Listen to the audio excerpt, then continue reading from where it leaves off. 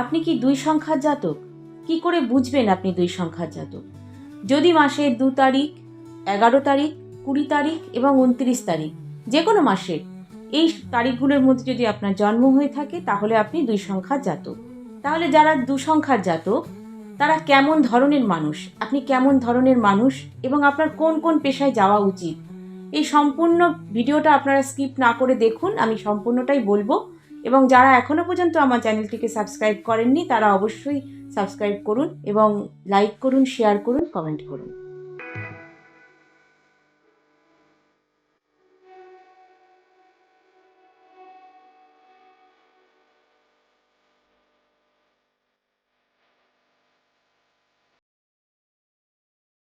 দুই হলো এমন একটি সংখ্যা যেটি কিন্তু চন্দ্রকে রিলেট করছে। তাহলে আপনাদের জীবনে কিন্তু চন্দ্রের প্রভাব সবসময় বেশি থাকবে। সমস্ত গ্রহেরই প্রভাব থাকবে কম বেশি, কিন্তু চন্দ্রের প্রভাব থাকবে সবসময় বেশি। এবার চন্দ্র হলো শীতল, চন্দ্র হলো শান্ত এবং চন্দ্র হলো মনের কারক। তাহলে আপনাদের ইমোশন, আপনাদের মন, এই সমস্ত কিছু কিন্তু চন্দ্রের দ্বারাই নিয়ন্ত্রিত হবে। আপনারা খেয়াল করে দেখবেন আপনাদের মধ্যে কিন্তু একটা আকর্ষণীয় ক্ষমতা থাকবে। কিছু মানুষ আছে যাদের সঙ্গে মেলামেশা করলে পরে মনে একটু শান্তি পাওয়া যায়। আপনারা ঠিক সেই রকম টাইপের মানুষ। আপনারা কিন্তু আপনাদের আশপাশের মানুষজনের কাছে অনেক বেশি জনপ্রিয় হবেন। আপনাদের সঙ্গে কথা বলতে ভালো লাগবে, আপনারা ভালো বন্ধু হবেন এবং আপনারা সবসময় চাইবেন যে আপনার বন্ধুকে সঠিক পরামর্শ দিতে এবং যারা আপনার কথা শুনে চলবেন তারা আখেরে তাদের লাভই হবে। তবে চন্দ্রের কারণে যেরকম পৃথিবীতে জোয়ার ভাটা হয়, আপনাদের জীবনেও কিন্তু থাকবে সবসময়ের জন্য উত্থান পতন। বিশেষ করে আপনাদের মনের ওপর আপনাদের ইমোশনগুলো কিন্তু ভীষণ আনস্টেবল।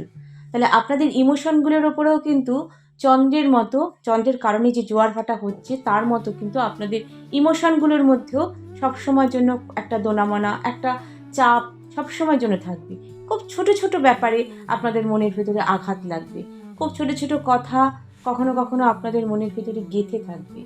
যেটা আপনাদের সব থেকে বড় সমস্যা সেটা হলো কখনো কখনো আপনারা কিন্তু অনেক কিছু সিদ্ধান্ত নেওয়ার সময় অন্যের ওপর ডিপেন্ড করে ফেলবেন, যেটা এক সময় আপনাদের কাছে ক্ষতির কারকই হয়ে দাঁড়াবে।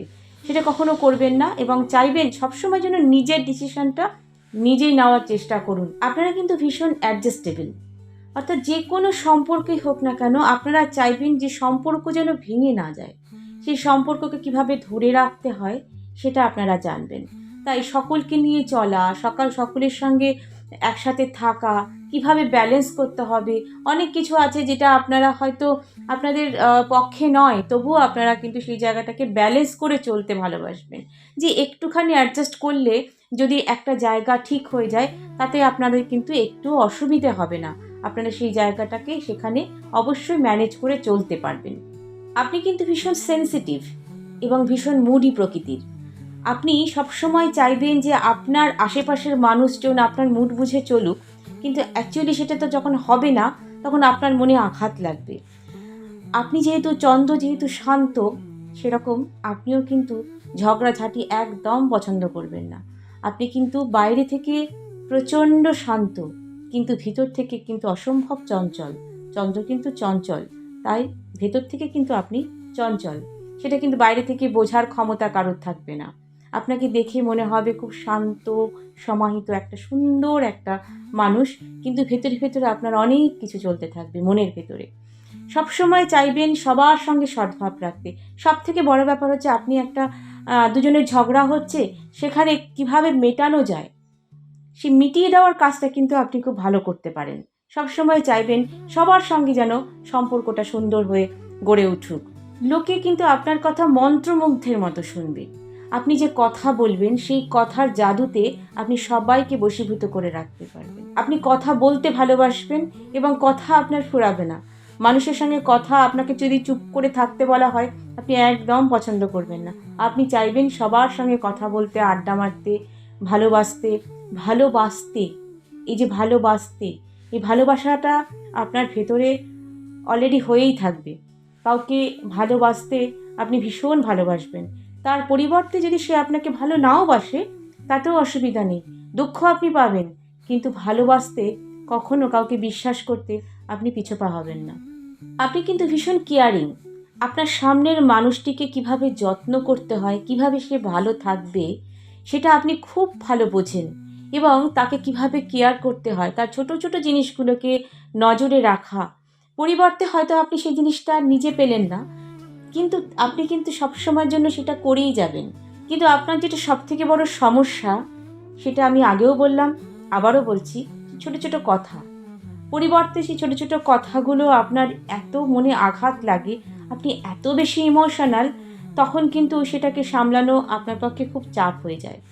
সেটা থেকে বেরিয়ে আসতে হবে, মনকে শক্ত করতে হবে। সবসময় সবাই তো আপনাকে সমান কেয়ার করবে না, সেটাকে মেনে নিতে হবে। এখান থেকে যদি বেরোতে পারেন, তাহলে পরে দেখবেন জীবনে সফলতা অবশ্যই আসবে। আপনি যে কাজে যাচ্ছেন সেই কাজের ফোকাসটা থেকে আপনি কিন্তু সরবেন না, যেটা আপনার আরেকটা বড় প্রবলেম। আপনি কিন্তু আপনার কাজের ফোকাস থেকে মাঝে মাঝে সরে যান।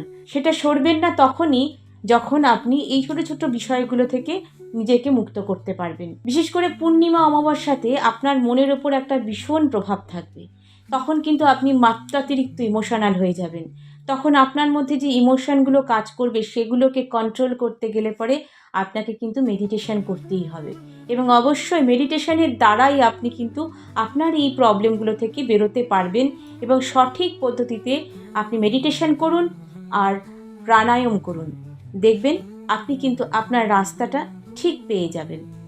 আপনি যদি নার্সিং, ডাক্তারি অথবা যে পেশাতে মানুষের যত্ন নিতে হয় এবং যে পেশাতে মানুষ আনন্দ পায়, সেটা অ্যাক্টিং হতে পারে, সেটা কোনো রকম গান হতে পারে, শিল্পের জগতও হতে পারে, সেই সমস্ত পেশাতে যদি আপনি আসেন, তাহলে পরে অবশ্যই জীবনে সফলতা পাবেনই পাবেন।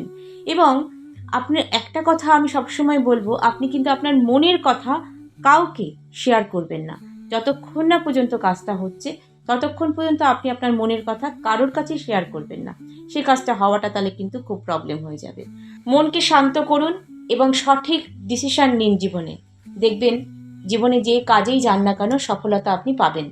আর একটা জিনিস, সেটা হচ্ছে আপনি যখনই কোনো ভালো কাজে যাবেন, সেই সময় কিন্তু অবশ্যই সাদা রঙটা ব্যবহার করুন। সাদা রং চন্দ্রের রং। সাদা রংটা ব্যবহার করে কোনো শুভ কাজ করলে সেই কাজ আপনার ভালো হবে। পারলে আপনি যে বেডরুমটা ইউজ করছেন, সেই বেডরুমের কালারটাও কিন্তু সাদাই করুন। দেখবেন আপনার মন অনেক শান্ত হবে এবং আপনি কিন্তু আপনার কাজে এগিয়ে যেতে পারবেন। এবার যে 2, 11, 20, 29 এই যে তারিখগুলো আমি বললাম, এই তারিখগুলোর মধ্যে কোনটা বেশি পাওয়ারফুল? সকলেই তো সমান হতে পারে না, কোনটা বেশি সাকসেস পাবে? তার মধ্যে প্রথম বলবো 11। যাদের জন্ম 11 তারিখে, যে কোনো মাসের 11 তারিখে।